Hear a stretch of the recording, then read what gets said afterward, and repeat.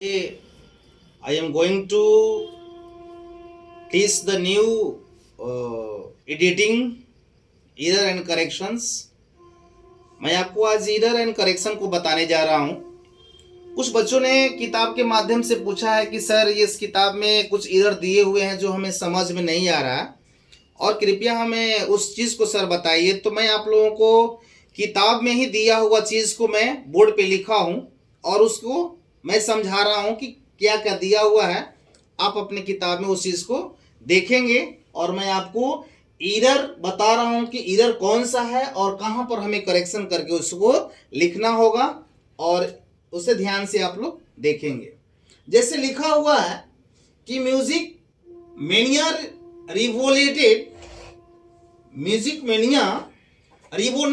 revoluted their stores last year, making its decor more pleasant and ambience more customer friendly।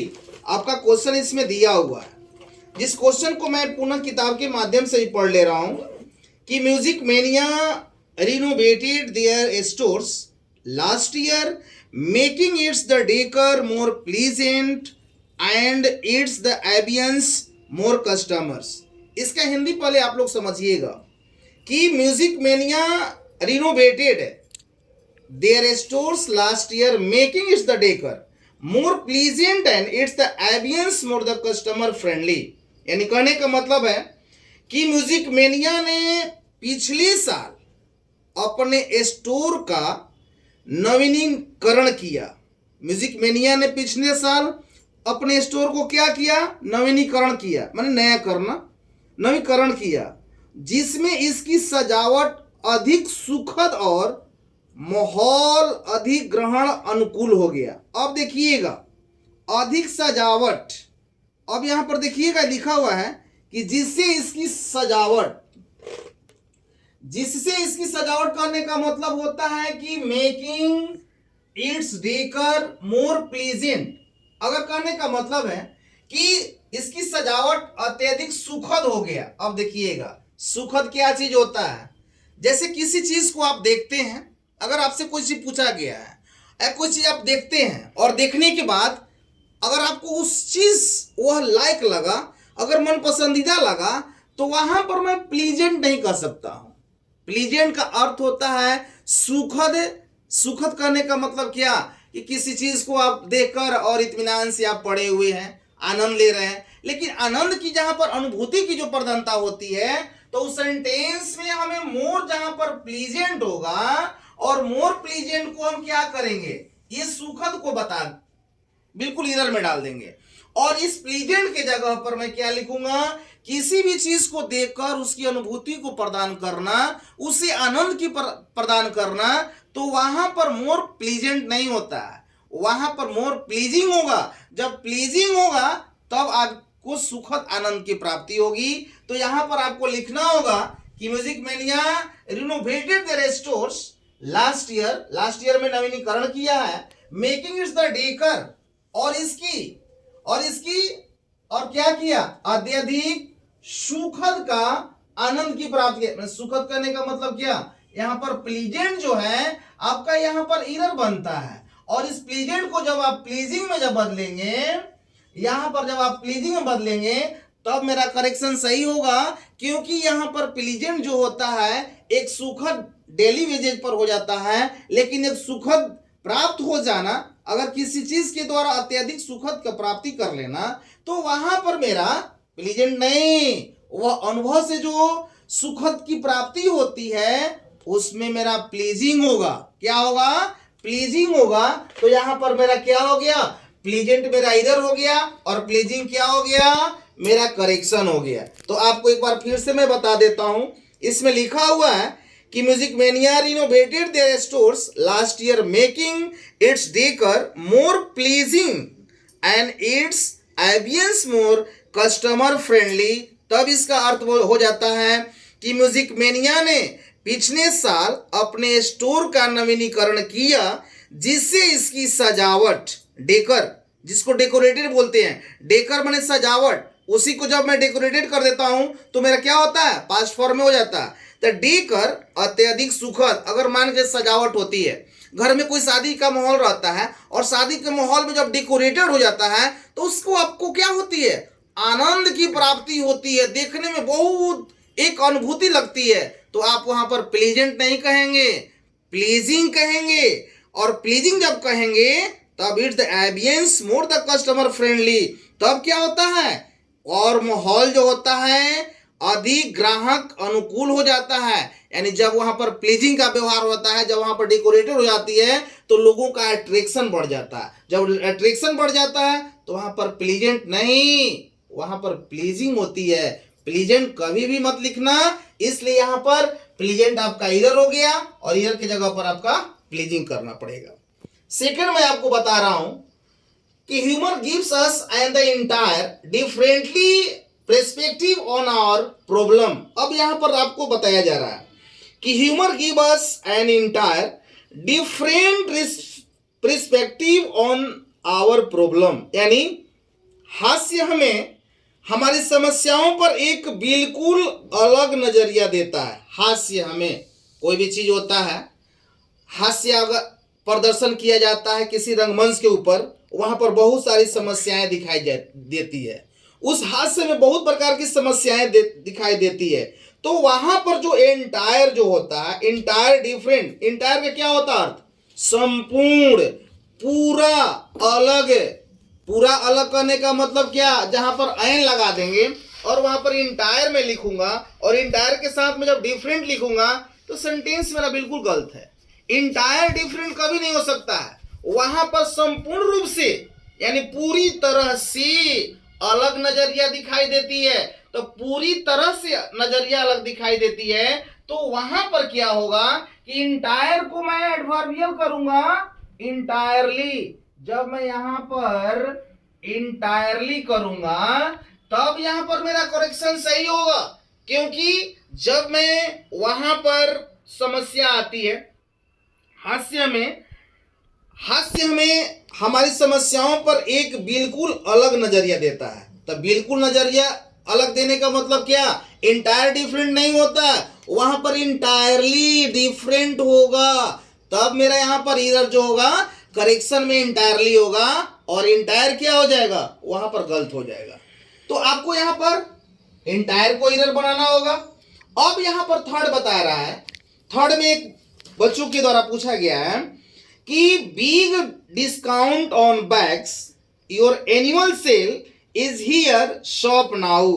यानी इसका अर्थ होता है कि बैग पर बड़ी छूट, आपकी वार्षिक सेल आ गई है, अभी खरीदें। देखिएगा, बिग डिस्काउंट ऑन बैग्स यानी बैग पर बड़ी छूट, बैग पर बड़ी छूट और आपकी वार्षिक सेल आ गई है। Your annual sale is here, आपकी वार्षिक सेल यहां आ गई है।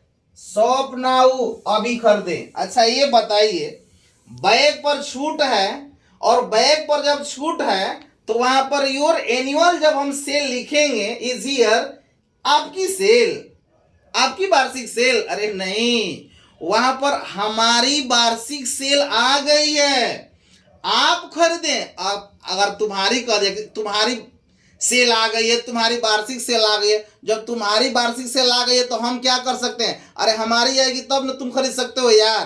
तो यहाँ पर योर एनुअल सेल की जगह पर योर नहीं लिखना होगा, तुम्हारी वार्षिक सेल यहाँ पर आ गई है। तो तुम्हारी वार्षिक सेल आ गई, इसका मतलब क्या होगा, जब मेरा सेल रहेगा तब ना आप खरीदेंगे, तुम्हारी सेल है, तुम्हारे पास आई है तो मैं क्या कर दूंगा। तो यहाँ पर योर को आपको क्या कर देना है, इरर में डालना है और योर को आवर में चेंज करेंगे, तब यहां पर लिखा जाएगा कि बैग पर बड़ी छूट है, हमारी वार्षिक सेल आ गई है, आप खरीदें। यानी हमारी वार्षिक सेल आ गई है, आप खरीदें। आप लोग देखते हैं रोड पर बहुत सारे मॉल हैं, उसमें बाजार में बहुत सारे डिस्काउंट आते हैं और सब लोग बोलते हैं कि आज हमारे मॉल में बहुत बड़ी छूट आ गई है। हमारी मॉल में ना, मॉल का मालिक ने छूट न किया है, खरीदने वाला तो अलग होता है। तो वहां पर योर नहीं लिखना होगा, योर की जगह पर जब मैं आवर लिखूंगा तब वहां पर मेरा करेक्शन क्लियर हो जाएगा। अब मैं 4 में चल रहा हूं, 4 में यहां पर लिखा हुआ है आपको मैं यहां पर बता दे रहा हूं कि sparrow build their nests made of the twigs grass and plant fiber and their nets are usually a small and well built. इसमें भी आपको लिखा हुआ है बुक में भी कि sparrow build their nets made of twigs, grass and plant fiber and their nests are usually a small and well built. आप यहां पर देखेंगे कह रहा है कि स्पैरो माने गौरैया टहनियों घास और पौधे के रेशों से अपने घोंसला बनाती है। स्पैरो जो होती है वह क्या क्या करती है, टहनियों और घास और पौधे के रेशों से अपने घोंसला को बनाती है। गौरैया क्या करती है, वह क्या करती है कि वह टहनियों घास और पौधे के रेशों से अपने घोंसले को बनाती है। और क्या करती है, और उनके घोंसले जो होते हैं आम तौर पर बहुत ही अच्छे और सुंदर ढांचे के होते हैं। अच्छा ये बताइए, गौरैया के द्वारा जब हम घोंसला को बनाते हैं तो गौरैया के द्वारा घोंसला बनाने का मतलब क्या हो गया, वह उसे क्या करती है, निर्माण करती है कि उसको बनाती है, बाहर से चुन चुन कर लाती है और घोंसले को बनाती है। और निर्माण करने का मतलब क्या होता है, पहले से निर्माण किया हुआ है, मैं जाकर वहां पर रहता हूं। तो यहां पर जब आपने यहां पर मेड देखा, मेड का अर्थ होता है कि पहले से बनाया हुआ चीज, मेड का अर्थ होता है पहले से बनाया गया चीज। और यहां पर गौरैया जो है बाहर से सारे चीजों को लाकर अपने घोंसले को तैयार करती है और उसको सुंदर ढांचे में निर्माण कर देती है। तो यहां से जो मैं मेड का जो अर्थ बना रहा हूं, यहां पर मेड का अर्थ होता है निर्माण करना, पहले से निर्माण किया हुआ। तो मेड यहां पर मेरा इनर बन जाएगा और इसके जगह पर मैं आउट ऑफ ट्विंग्स जब लिखूंगा तो मेरा क्लियर होगा कि गौरैया जो होती है वह अपने टहनियों घासों और पौधे के रेशों से अपने घोंसले को बनाती है, बल्कि निर्माण नहीं करती है, घोंसले को बनाती है। तो घोंसले को बनाने का मतलब होता है कि आउट ऑफ ट्विंग्स, वहां पर मेड ऑफ ट्विंग्स नहीं, जहां पर मेड ऑफ लगा दीजिएगा वह बिल्कुल गलत हो जाएगा। मेड ऑफ का अर्थ होता है स्वयं निर्माण किया हुआ चीज, और बनाने का जो सेंस होता है वह छोटे छोटे चीजों के द्वारा जो बनाई जाती है, वहां पर आउट ऑफ ट्विंग्स होता है। इसलिए यहां पर आउट आपका करेक्शन हो जाएगा और मेड आपका क्या हो जाएगा, एरर। तो मैं आप लोगों को जितने सारे किताब के माध्यम में जो जो चीज था उसको मैं आप लोगों को क्लियर कर दिया, और क्लियर करने के बाद में आपको एरर और करेक्शन पर ध्यान देना होगा कि थोड़ी थोड़ी सी आपकी गलतियां रहती है, उन थोड़ी थोड़ी गलतियों को आपको पहचान कर लेना होता है और पहचान करके क्या करना है, उसे बना लेना होता है। जैसे आपको मैंने यहाँ पर प्लीजेंट का बताया, प्लीजेंट को प्लीजिंग में चेंज कर देना है। प्लीजेंट माने आनंद होता है और प्लीजिंग माने होता है आनंद की अनुभूति को प्रदान करना, किसी चीज को देखकर आनंद की प्राप्ति करना, वहां पर प्लीजिंग होता है बल्कि प्लीजेंट नहीं होता है। दूसरा क्या होता है, इंटायरली का अर्थ होता है संपूर्ण, इंटायर में संपूर्ण होता है, और इंटायरली माने होता है पूरी तरह से, जो हास्य चीजें होती है पूरी तरह से हमारी समस्याओं पर प्रभाव डालने का अर्थ होता है। तो वहां पर इंटायर डिफरेंट नहीं, वहां पर इंटायरली करना होगा। दूसरा चीज क्या होगा कि जब बैग के ऊपर जब डिस्काउंट आता है तो कोई एनुअल सेल वाला तुम्हारी का यूज नहीं करता है, हमारी सेल आ गई है, हमारी सेल आ गई है, आप खरीदें। तो यहाँ पर यूर को अपने आवर में चेंज कर देना होगा। और जहां पर गौरैया के द्वारा घोंसले का निर्माण करने का मतलब होता है कि घोंसले का निर्माण करने का मतलब होता है गौरैया अपने से चीज को लाती है और अपने से बनाती है। और मेड का अर्थ होता है पहले से बनाया हुआ चीज। तो यहाँ पर मेड को आपको हटा देना होगा, इसको एरर में डालना होगा और मेड के जगह पर आउट ऑफ का प्रयोग कर कर आप सेंटेंस को बिल्कुल सही बना सकते हैं। यदि मेरा एरर और करेक्शन आपको अच्छा लगेगा तो मेरे चैनल को लाइक एंड सब्सक्राइब करेंगे।